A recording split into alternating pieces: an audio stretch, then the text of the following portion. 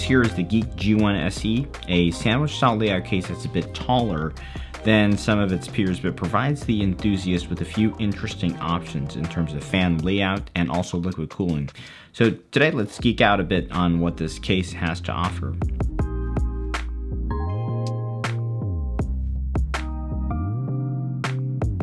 Welcome to Machines and More. At around the 10-liter case volume mark, case designers often employ the sandwich style design made popular by the Dan A4, which essentially puts the graphics card on one side of the case and your mini-itx motherboard on the other side, with the two connected by a PCIe riser cable.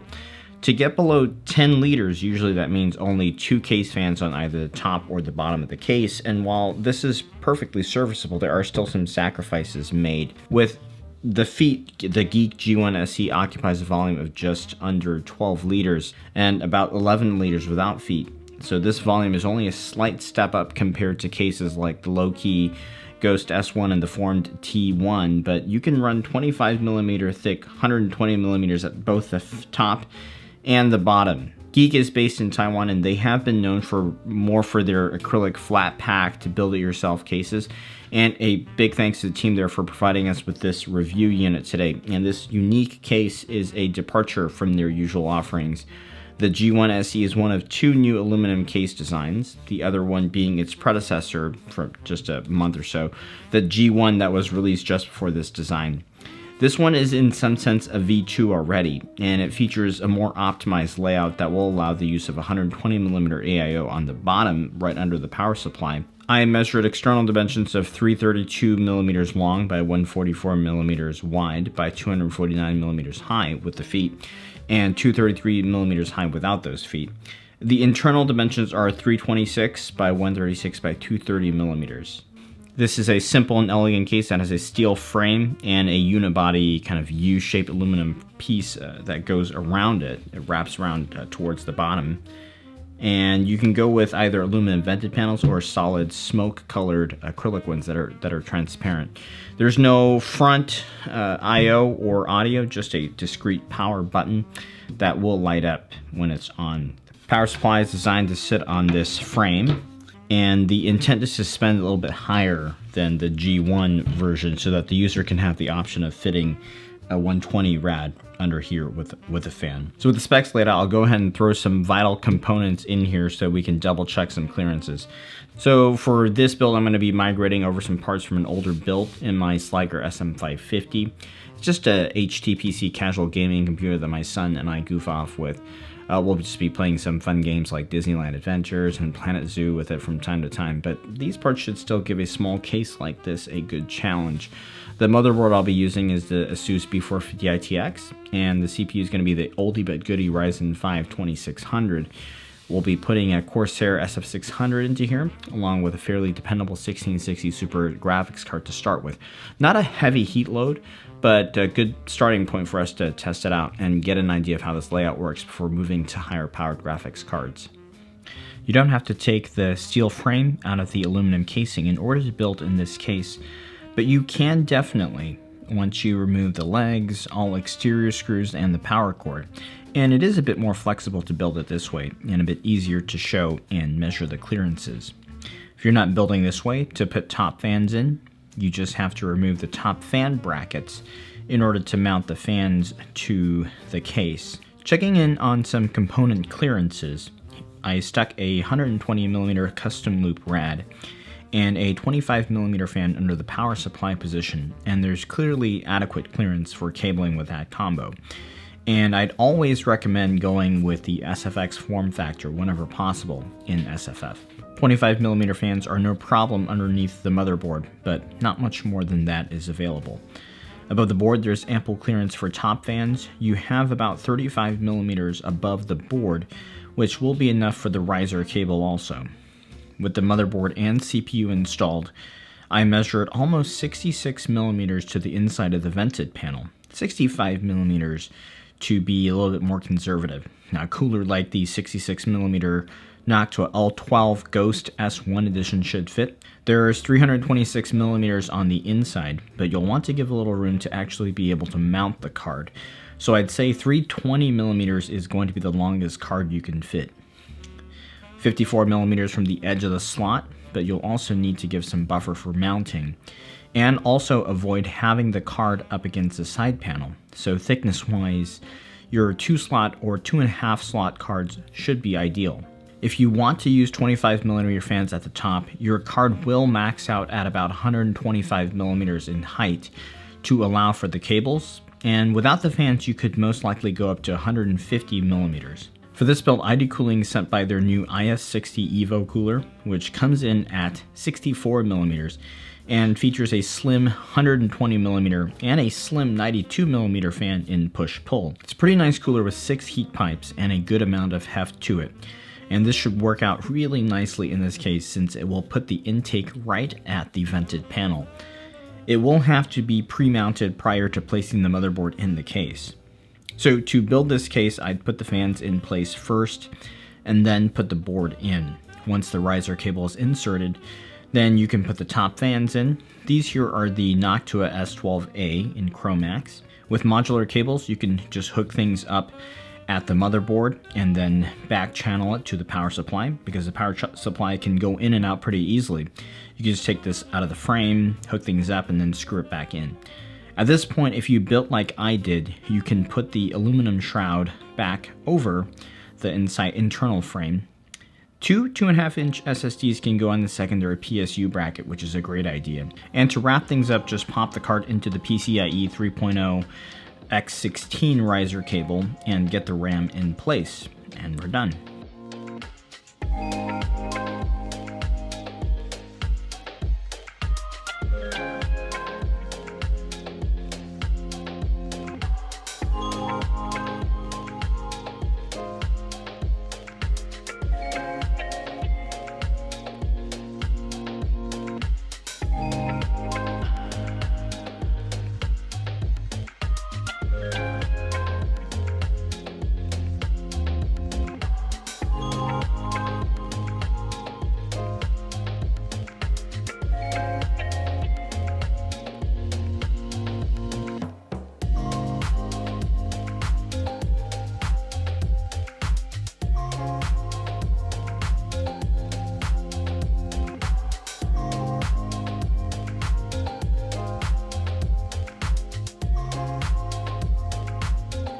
So after building in this case and playing around with it, I am absolutely impressed with this case. It's reasonably easy to build in, and I really like the layout.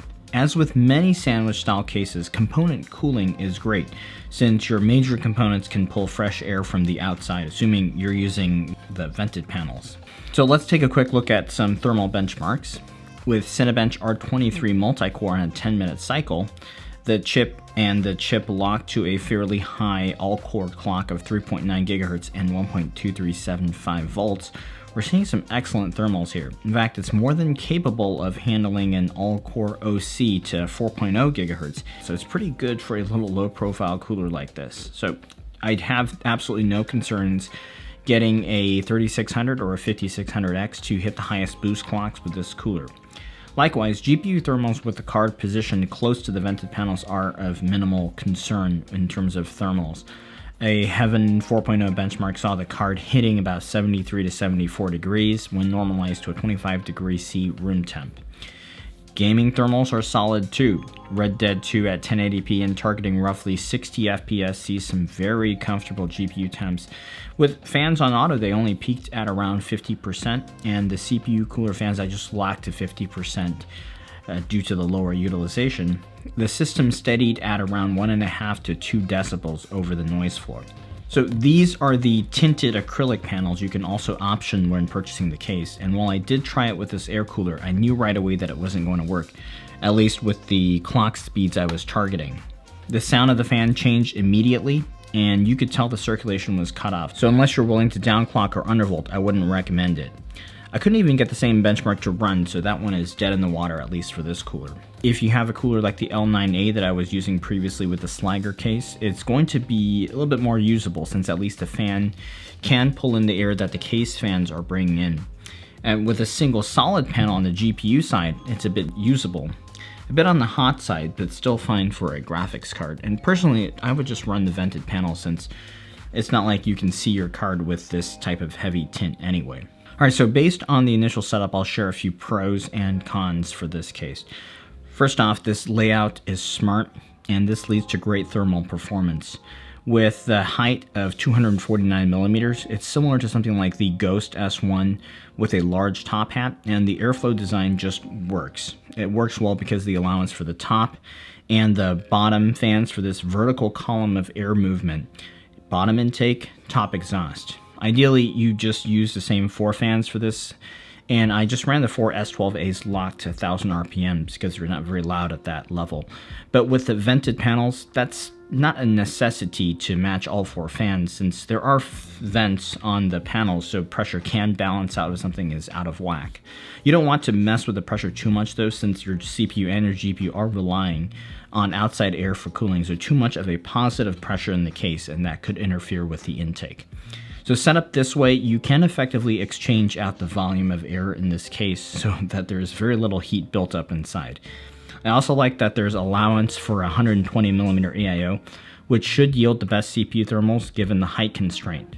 The case isn't difficult to build in. It can come apart quite nicely, as you've seen, if that's how you like to build. The cable management is okay. There's a good amount of room between the PSU and the motherboard. And unfortunately, there's not too many places to anchor your cables, but there's also not too many cables going on in this build. The GPU compatibility is pretty good. It's not thin to the point where you can only fit 2 slot cards. I do also like the position of the power supply and how Geek managed to secure SSDs in the case without compromising on any of the fan placement. I don't have this one hooked up, but I just put it here so you can get an idea of how you can mount these. The magnetic panels are awesome. I like how easy it is to get these on and off compared to your typical toolless panels with studs. Just line it up and it just clicks in there. Pretty easy. The solid acrylic panels, they're pretty high quality too. I almost wish they didn't feature as heavy a tint because that almost defeats the purpose of it, but you know, it's an option. These feet are reasonable height too. They elevate the case to a reasonable level off your desk and allow for better airflow.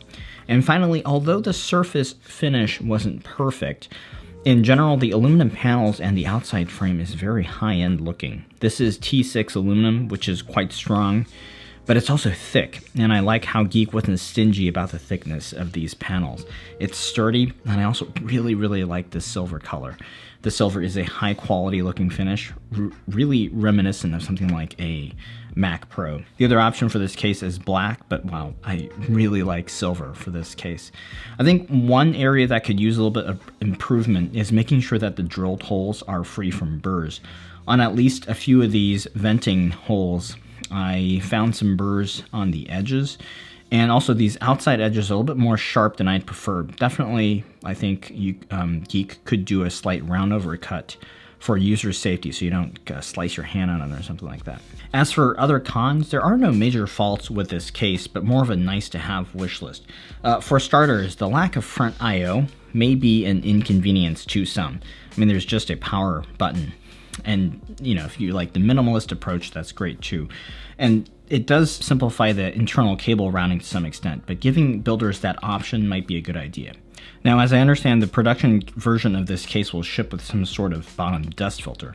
This review unit didn't have them, but I think the side panels could also benefit from that too, especially since all your components are intaking.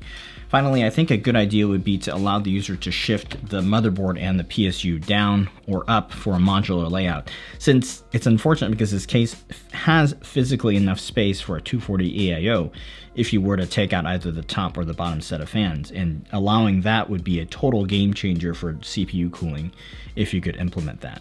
Other than those, there is ample cooling for most moderate use cases. For a sandwich style case, it's the right volume for most users without having to resort to add-on levels or top hats or that sort of thing. Plus, this pricing is really reasonable. Kitted out with this PCIe 3.0 riser and the aluminum panels, this will run $120 before shipping to your destination. And with the acrylic panels, it's a little cheaper at $110. I personally go with the aluminum panels. For me, this is very attractive pricing compared to some of the other options on the market, and I think this is absolutely a good buy. I think this case would be great for anyone doing up to a medium-powered gaming build, or maybe even a cool little mini-itx Hackintosh, just due to the form factor and the appearance. the CPU cooling is still height limited to the point where I wouldn't go ahead and recommend something like a Ryzen 9 or a 10850K or a 10900K just yet. But I do have a test project in mind with the acrylic panels, and I will also be testing some flow-through GPU coolers with this case, just to see how good we can get cooling on some of the RTX 30 series cards and a sandwich style case. So if you enjoyed this review and you'd like to get the updates on the latest content, please go ahead and hit that like button, that subscribe button, and that bell for notifications. I'm also leaving a full list of the build components and the product links down below, so please use that if you'd like to support the channel. And thanks for checking in. I'll see you again soon.